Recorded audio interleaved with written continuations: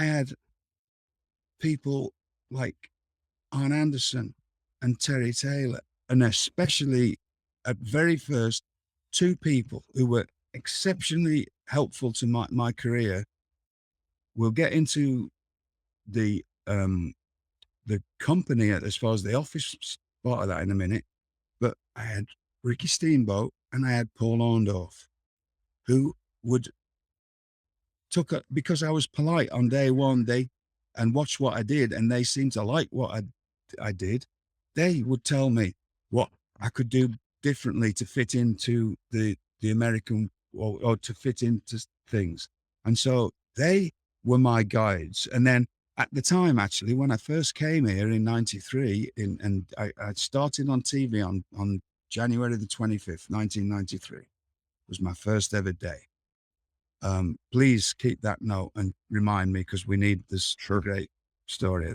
But at the time, Arn Anderson was not working. He was working for WCW, but the person who brought me to America, Bill Watts, had done a thing with him where he wasn't there. Bobby Eaton wasn't there. He was working in Smoky Mountain. I think they both were at the time for Jim Cornette. So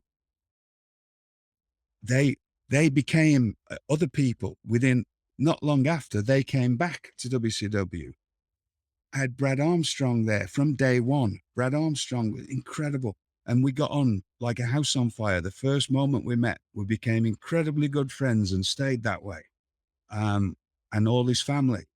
But I had, once, I'd already seen Brad Armstrong before I got to America, because I'd started seeing more American wrestling. They started showing it on TV in England in the late 80s. And so I'm going, why do I need anybody telling me if I've done it when I've got these resources to tell me?